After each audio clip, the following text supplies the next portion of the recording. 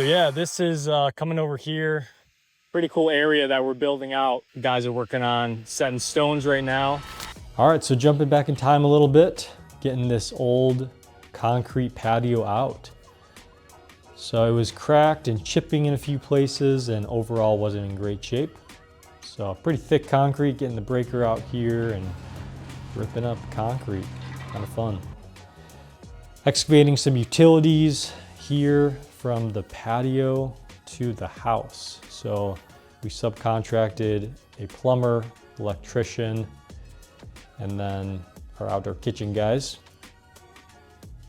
Kind of a cool aerial shot showing the trench. So here, these trenches were for plumbing, electrical, and a drain line for the sink in the outdoor kitchen.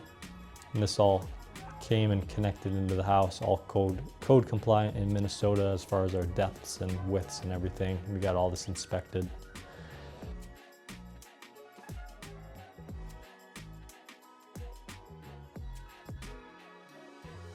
People don't realize how much excavation is necessary for patio until you start seeing it firsthand.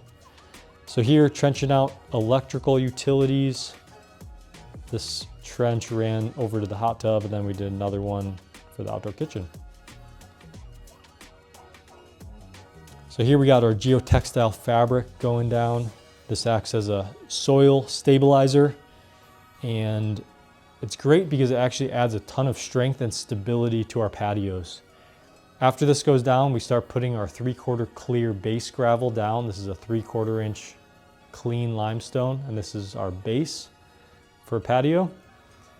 Minimum of 6 inches. I think here we might have ended up with 8 to 10 inches, actually, just because of the excavation.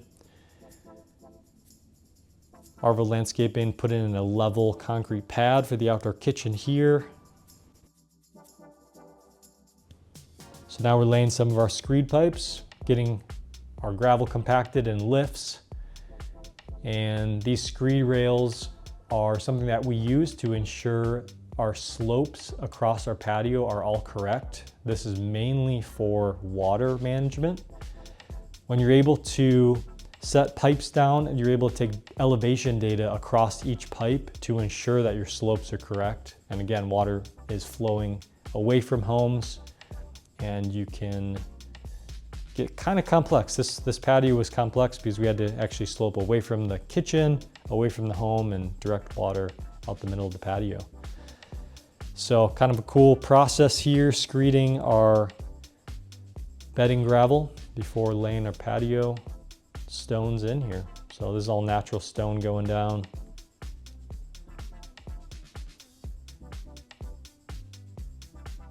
This is some nice limestone from Origin Stone. And here we're just using some of our vacuum lifters, some Grabo vacuum lifters. These are great for natural stone and some bigger format pavers like we see here. And after we pull our pipes, we have to fill it with the bedding gravel. We use these mag floats, and nice way to level out that gravel before laying a paver down.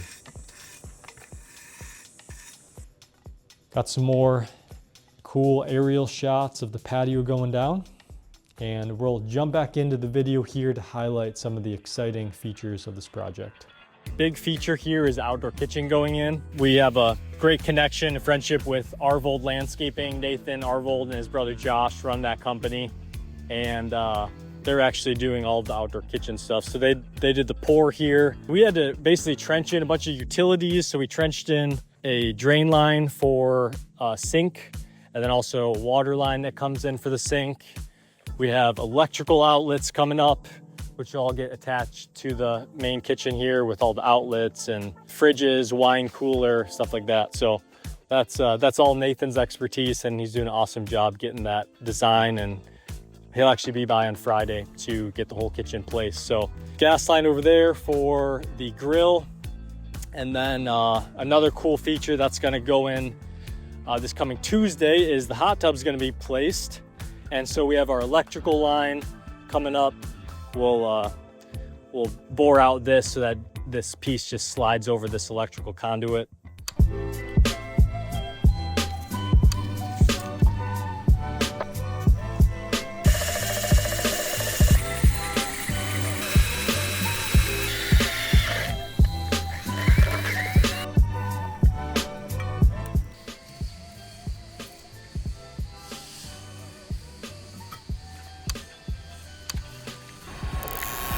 So hot tub will kind of sit here. You have your outdoor kitchen, and we're currently working on getting the patio laid. Something that we like to do just to get the best final product as possible is we'll basically do our rough lay. So obviously, you know, we're screening out all of our base, making sure that everything is level before we're putting our pavers down. But then we'll actually go through once the whole paver's laid. And if there's any kind of small discrepancy between natural stone products, so I mean, this maybe isn't a great example. It's maybe 1/8 of an inch, 1/4 of an inch different, but this, we would probably lift this stone up a little bit, put some more little bedding gravel in, and then make sure that from edge to edge, everything's matching up really nice. So those are just the little details that we do to give our customers just the best finished product as possible.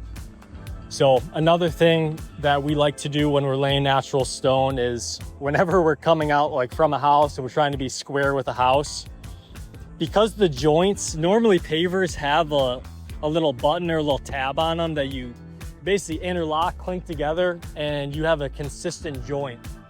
For natural stone, you don't have that. So you want to be really careful about, as you're building out away from the house, that all of your gaps are actually lining up. Our gaps end up being about in a foot increment out from the house. And so you want to make sure that you're hitting all of those gaps at the right distance away from the home. And that way, when you're looking actually down the patio, all of the joints line up really well. Those little details are what matters.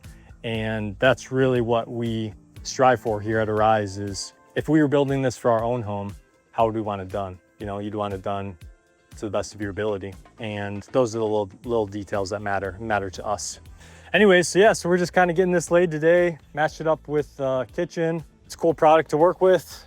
Once this is all done, all the joint sands in, it's gonna be a sweet space to hang out in, kitchen, hot tub, and grill. So we're excited for our customers.